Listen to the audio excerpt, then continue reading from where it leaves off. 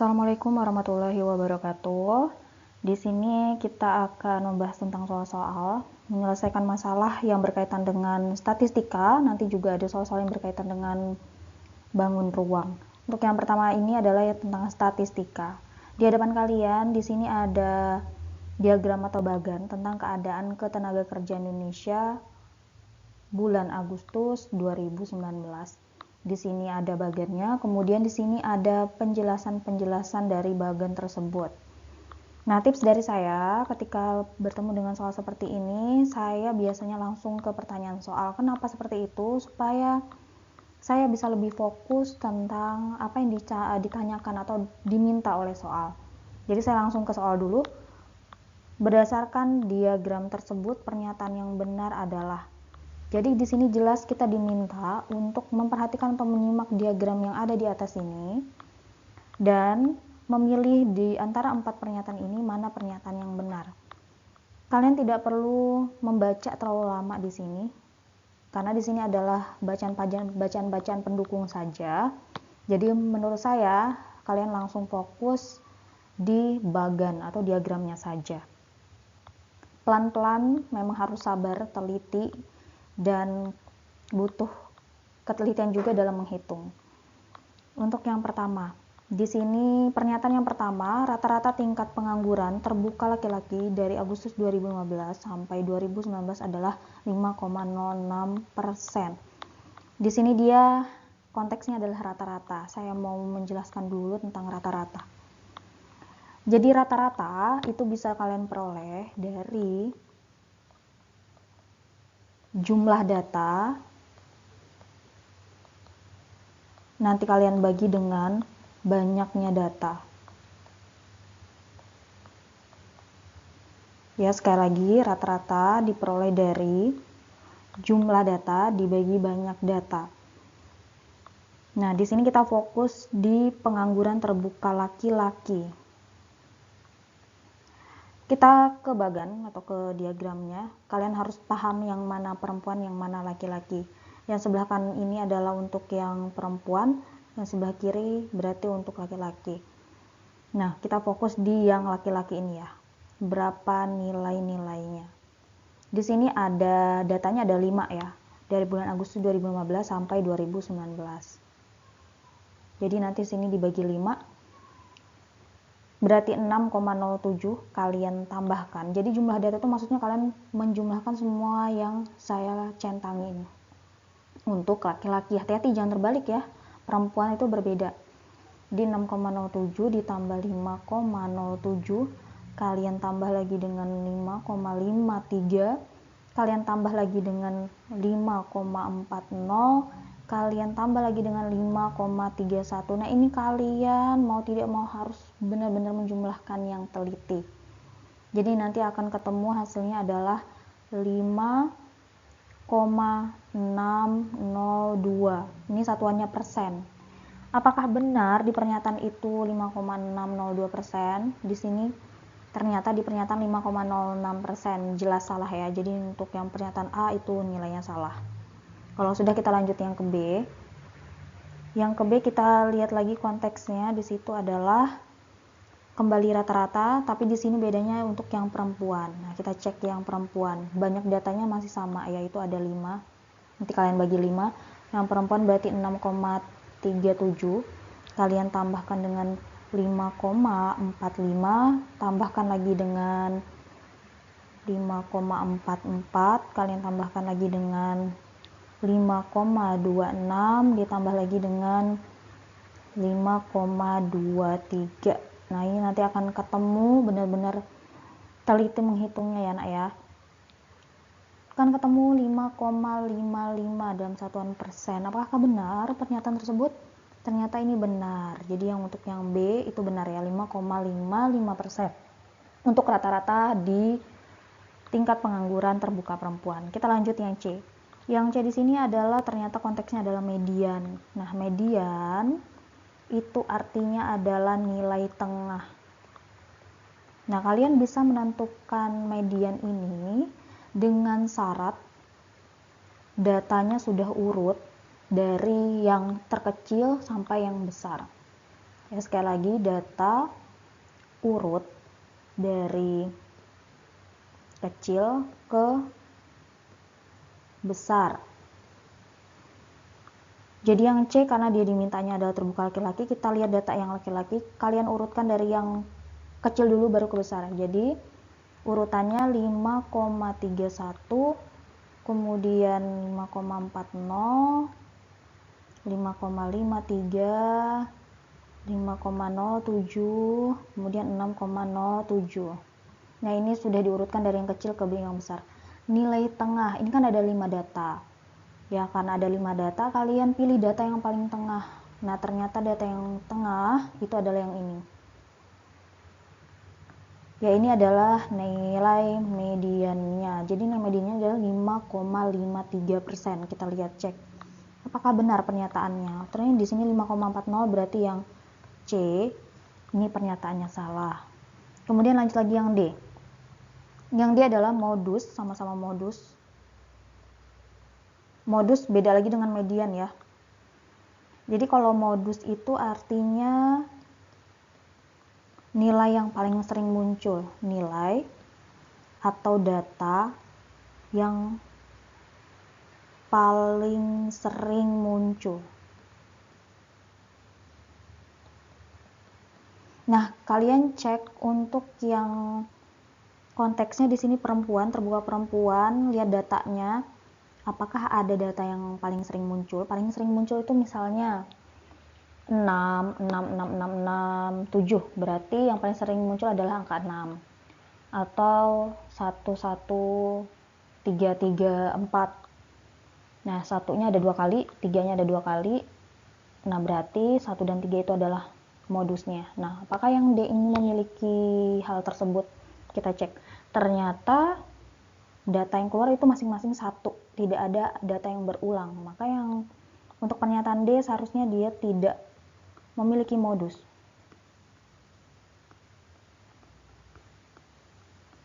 Ya, jadi untuk pernyataan yang D tidak memiliki modus. Tapi di sini tertulis 5,40%, maka pernyataan yang D adalah salah. Jadi sekali lagi saya ingatkan di sini kalian harus paham rata-rata, median, dan modus. Rata-rata artinya jumlah data dibagi banyaknya data, kemudian median itu artinya adalah nilai tengah, syaratnya data diurut dari yang terkecil ke yang terbesar. Ini wajib sekali, hati-hati. Sekali lagi data diurut dari yang kecil ke yang besar. Kemudian modus adalah nilai data yang paling sering muncul.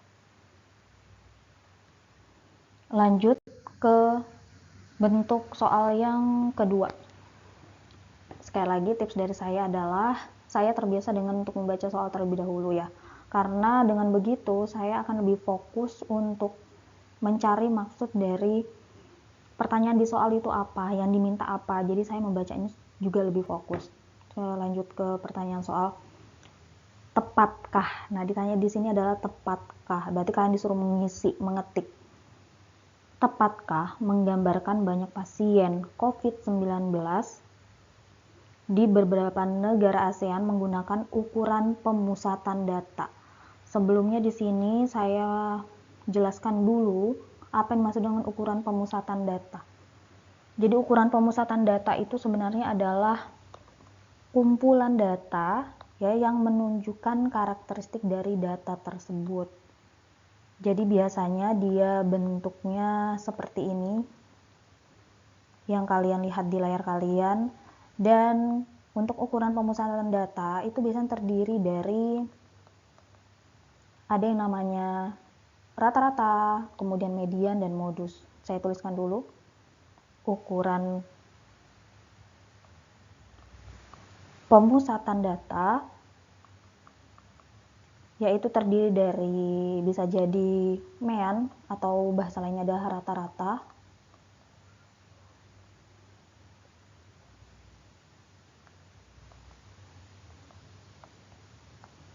Kemudian ada yang namanya nilai tengah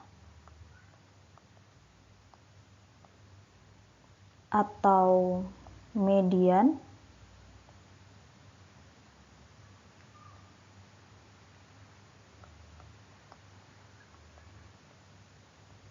Ada juga yang namanya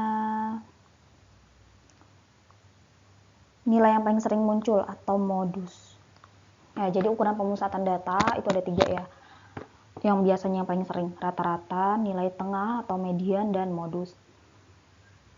Kembali ke pertanyaan soal, tepatkah menggambarkan banyak pasien COVID-19 di beberapa negara ASEAN menggunakan ukuran pemusatan data? Di sini dan kalian juga diminta untuk menjelaskan. Menurut saya tepat ya. Tepat. Kenapa tepat? Karena yang pertama, dengan menggunakan ukuran pemusatan data, jadi di sini bisa terlihat negara dari Singapura sampai Kamboja, berapa banyak penderitanya yang warna kuning dan berapa banyak yang sudah sembuh. Nah, dari sini kita juga bisa mengetahui negara mana yang memiliki banyak penderita yang terbanyak dan tersedikit dan lain-lain. Jadi dengan menggunakan ukuran pemusatan data seperti ini, kita juga bisa tahu berapa banyak jumlahnya, atau kita bisa mencari rata-rata penderita atau rata-rata virus yang ditimbulkan di setiap negara itu berapa banyak penderitanya. Kemudian berapa banyak juga yang sembuhnya. Jadi menurut saya sangat tepat jika untuk menggambarkan pasien COVID ini menggunakan ukuran pemusatan data. Jadi lebih jelas datanya dan kita bisa mendapatkan informasi lebih cepat. Ya, jadi kurang lebih seperti itu. Nanti di sini kalian akan ngisi menggunakan diketik menggunakan keyboard. Mungkin itu untuk yang bentuk soal seperti ini.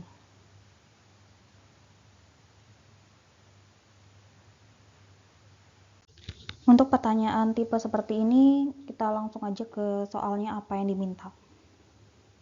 Fikri memiliki ember mandi berbentuk tabung berdiameter 35 cm dan tinggi 44 cm. Berarti nanti ada kaitannya dengan volume tabung. Berdasarkan info pemakaian air saat mandi menggunakan gayung, berarti fokus dengan penggunaan gayung. Air pada ember Fikri dapat dipakai untuk pemakaian mandi sejumlah berapa banyak ternyata dipakai untuk mandi. Oke, berarti di sini yang pertama nanti kita akan menentukan volume dari embernya si Fikri ini berapa dengan menggunakan rumus volume tabung. Yang kedua, kita harus cari informasi tentang penggunaan gayung di teks di atas ini. Oke. Tahukah kamu, macam-macam ya mandi dengan menggunakan bathtub paling tidak menghabiskan 100-300 liter air. Terus ini yang kedua, mandi dengan menggunakan gayung bisa menghabiskan sekitar, nah ini nih poin kuncinya ya. Mandi menggunakan gayung dapat menghabiskan sekitar 15 liter air. Oke, berarti menggunakan gayung itu kurang lebih 15 liter air yang dipakai. Nah, ini sudah ada nih ketemu untuk gayung 15 liter air. Selanjutnya adalah kita tentukan volume dari tabung. Saya tuliskan dulu rumus volume tabung. Rumus volume tabung itu adalah luas alas kali tinggi. Nah, alas tabung kan berbentuk lingkaran, berarti VR pangkat 2 kali T.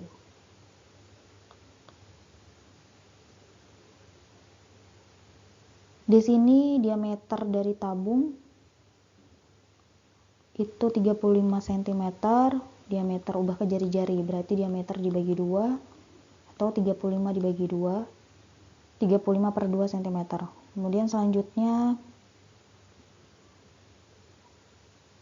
kita tentukan volume ember tadi yang berbentuk tabung. Volume ember itu berarti VR pangkat 2 kali T, atau V-nya kita pakai 22/7. Kenapa pakai 22/7? Karena akan lebih mudah untuk menghitungnya, karena di sini jari-jarinya adalah 35/2. Nah, 35 nanti bisa dicoret dengan 7. Dikali R 35/2 kali 35/2 kali tinggi. Tingginya adalah 44. Yang bisa dicoret, ini coret 22 habis dibagi 2 hasilnya 11. 35 habis dibagi 7 hasilnya adalah 5, 44 habis dibagi 2 hasilnya 22.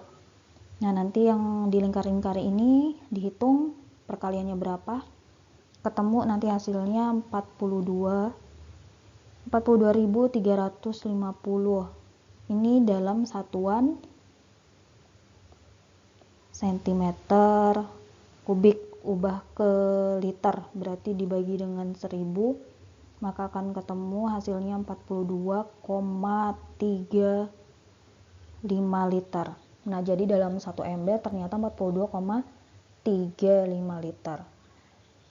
Kira-kira berapa kali mandi itu ya? Jadi untuk pakai gayung, dari informasi sebelumnya kita peroleh kira-kira menghabiskan 15 liter air. Nah, kalau di ember itu ada 42,35 liter, maka langkah terakhir adalah banyak kali mandi. Ya, berarti volume ember tadi 42,35 dibagi dengan 15. Jadi kurang lebih ada 3 kali mandi. Jadi di sini jawabannya adalah A. Lanjut di yang tipe soal selanjutnya, ini masih tentang volume bangun ruang. Yuk kita pahami sama-sama ya. Yang sebelah kiri di sini ada 7 cara mudah hemat air di rumah. Jadi ada data tuh 7 cara mudah hemat air di rumah. Di sini ada matikan keran saat sikat gigi atau saat menyabuni tangan. Ini agak kabur memang fotonya ya. Agak sedikit kabur. Kemudian macam-macam, jangan biarkan keran bocor, pilih kloset penyiram ganda dan seterusnya. Langsung ke pertanyaan soal ya. Pertanyaan soalnya di sini adalah seorang pedagang akan membuat bacang dengan menggunakan air yang senilai dengan hasil penghematan dari menutup kebocoran keran air per hari. Maka banyak bacang minimum yang dapat dibuat dengan bentuk sama adalah titik-titik-titik. Di sini sudah diketahui akar 2 adalah sekian dan akar 3 sekian. Nah, ternyata kita disuruh untuk mencari banyak bacang yang dibuat minimum dengan bentuk yang sama dari penggunaan air yang senilai dengan hasil penghemat air. Oke, berarti kita ke sebelah kiri. Kita cari yang penghematan air tadi dari penutup kebocoran keran air itu berapa?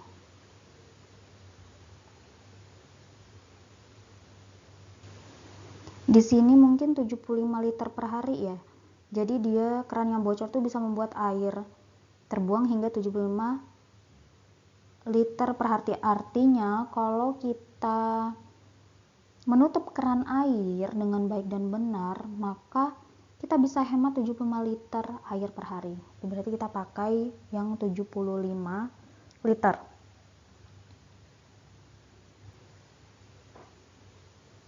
Jadi airnya adalah 75 liter. Oke, kemudian di sini kita baca teks soalnya. Untuk bacang sendiri, ukuran sisinya, sisi alasnya adalah 6 dan tingginya 10. Oke, bacangnya berbentuk 5 segitiga beraturan. Oke, berarti nanti kita pakai volume 5 segitiga beraturan. Kemudian di sini perbandingan antara beras dengan air itu 1:3, artinya 1 liter beras dicampur dengan 3 liter air. Beras dibanding dengan air itu 1:3.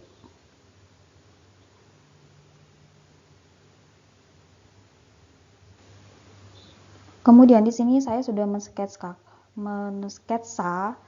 untuk gambar bacang, yaitu bentuknya 5 segitiga beraturan. Jadi di bawahnya adalah segitiga dengan sisi yang beraturan, yaitu 6 cm, 6 cm, 6 cm, ada 3 sisi. Kemudian jelas di sini tingginya belum diketahui dan kalian nanti harus mencari tingginya berapa. Untuk mencari tinggi di sini kita menggunakan teorema Pythagoras. Jadi kita pakai teorema Pythagoras.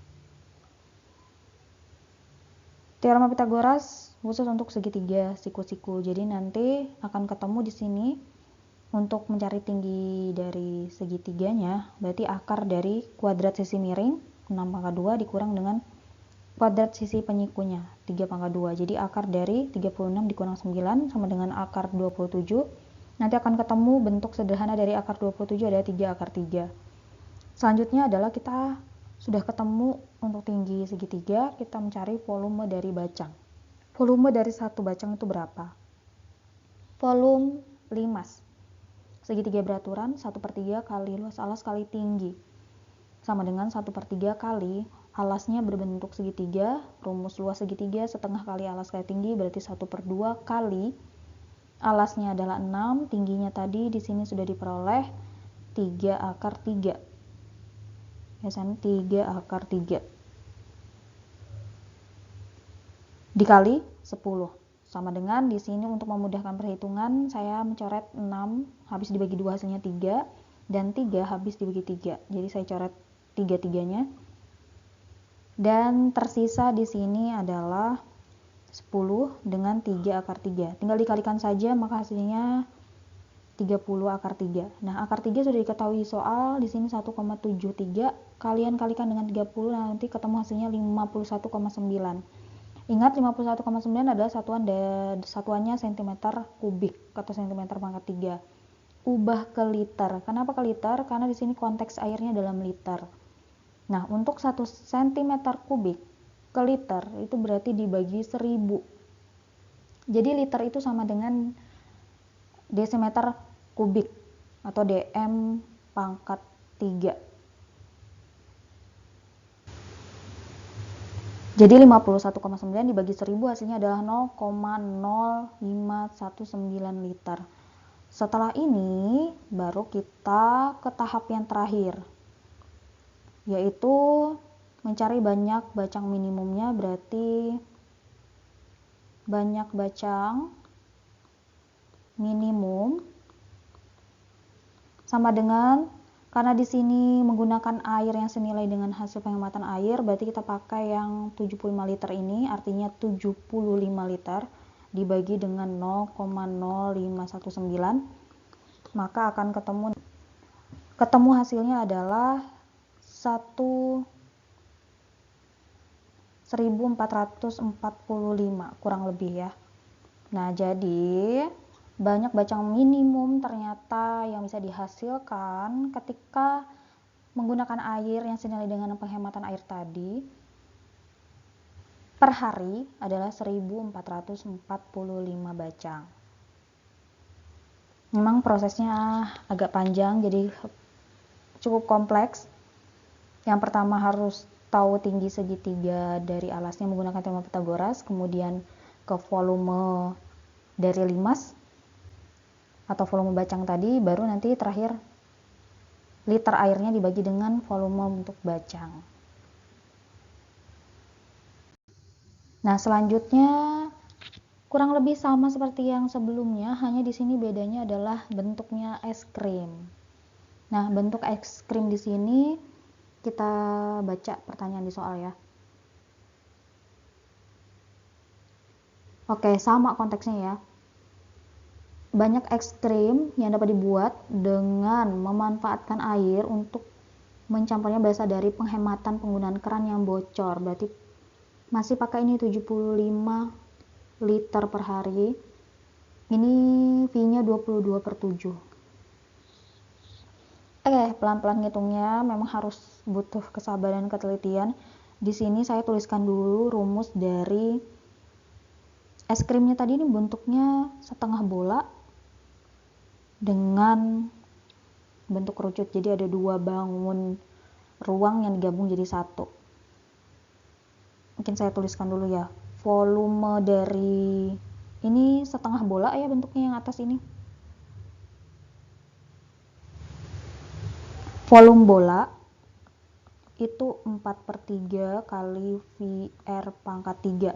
Nah, kalau ditanya volume setengah bola, berarti tinggal dikalikan aja setengah kali 4/3 VR pangkat 3, atau 4 habis dibagi 2, rumus singkatnya adalah 2/3 VR pangkat 3. Ini untuk volume bola. Kemudian untuk volume kerucut, 1/3 kali luas alas kali tinggi. Nah, 1/3 kali alas dari kerucut itu bentuknya lingkaran ya, jadi VR pangkat 2 kali T. Ada 2 rumus yang harus diingat. Yang pertama yang harus kita lakukan adalah ini setiap 1 liter air dengan bahan-bahan 3 liter. Oke, jadi dari hasil pemanfaatan airnya jadinya adalah 75 liter. Oke, selanjutnya kita akan cari volume dari es krim. Oke, volume es krim itu sama dengan volume setengah bola ditambah dengan volume kerucut.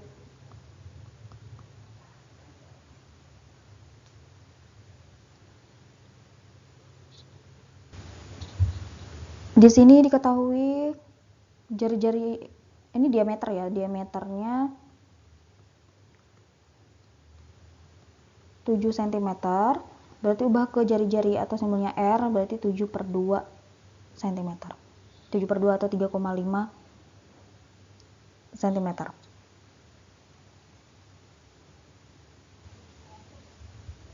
Oke, saya sudah tuliskan volume es krim itu berarti volume setengah bola ditambah dengan volume kerucut. Ini ya, setengah bola ditambah volume kerucut.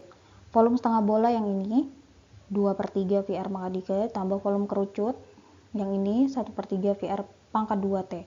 Tinggal masukkan saja nilainya 2/3 kali, V-nya sudah ditentukan 22/7, berarti 22/7 kali R atau jari-jarinya tadi adalah 7/2, 7/2 kali 7/2 kali 7/2 ditambah 1/3 kali V 22/7 kali R 7/2 pangkat 2, berarti 7/2 kali 7/2 kali tinggi kerucut. Hati-hati, tinggi kerucut di sini adalah gabungan, kalau digambar ya, kalau yang 10,5 ini gabungan dari tingginya setengah bola dengan kerucut. Berarti kalau mencari tinggi kerucutnya saja, tinggi keseluruhan atau 10,5 tadi dikurangi dengan jari-jari dari setengah bola, jari-jari dari bola tadi ya. Jari-jarinya berarti 7 dibagi 2, 3,5. Jadi ketemu tinggi kerucutnya saja adalah 7. Berarti sini dikali 7. Selanjutnya adalah tips trik cepatnya adalah di sini cari angka-angka yang habis dibagi. 7 habis dibagi, 2 habis dibagi, kemudian untuk yang di sini berarti ini habis dibagi 22 dibagi 2 habis, sisanya 11. Nah, jadi yang dikalikan adalah sisa-sisanya ya, yang di atas ini dikalikan semua baru dibagi dengan yang di bawahnya. Oh, ini bisa dibagi juga. Ini sisanya 11. Jadi 11 dikali dengan 7 kali 7 baru nanti dibagi 3 dengan 2. Kemudian ini di sini 1 kali 11 kali 7 kali 7, kemudian nanti dibagi 3 dan 2. Di sini diperoleh jawabannya ternyata 179,66. Memang harus butuh kesabaran, ketelitian dalam menghitung ya. Di sini memang hitungannya desimal. Kalau sudah ketemu volume es krim, selanjutnya adalah langkah yang terakhir, kita membagi air tadi yang 75 liter dibagi dengan volume es krim.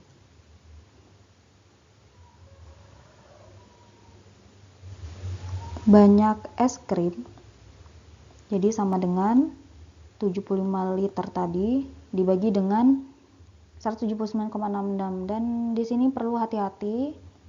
Nah, ini satuannya masih dalam sentimeter kubik, ubah ke liter berarti harus dibagi dengan 1000.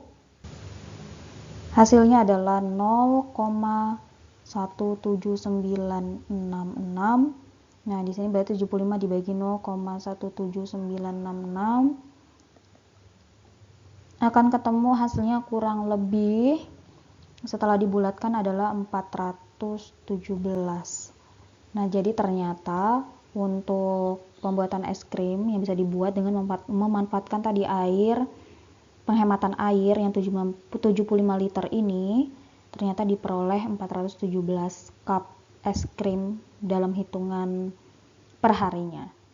Oke, jadi kesimpulannya adalah untuk menyelesaikan tipe-tipe soal seperti ini, yang pertama fokus di pertanyaan soal apa yang diminta dalam soal apa.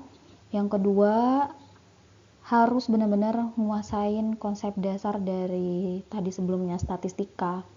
Harus tahu mean itu apa, median, kemudian modus, kemudian untuk volume bangun ruang yang pasti harus tahu rumusnya, rumus dari tabung, bola, kerucut, dan lain-lain. Terus yang ketiga, harus teliti dalam perhitungan apapun itu. Entah dia bentuknya bilangan bulat, pecahan, maupun desimal. Jadi benar-benar butuh kesabaran dan ketelitian dalam menghitung. Dan perhatikan kunci pertanyaannya baik-baik, perhatikan soalnya baik-baik, apa yang diminta, fokuskan di situ saja. Jadi terkadang kita terkecoh dengan soal yang bentuknya panjang, tapi ternyata tidak semua yang panjang itu informasinya kita gunakan, tapi ada beberapa informasi khusus yang kita gunakan untuk menyelesaikan khusus di pertanyaan yang diminta dalam soal. Ya, demikian penjelasan saya, kurang lebihnya saya mohon maaf. Wassalamualaikum warahmatullahi wabarakatuh.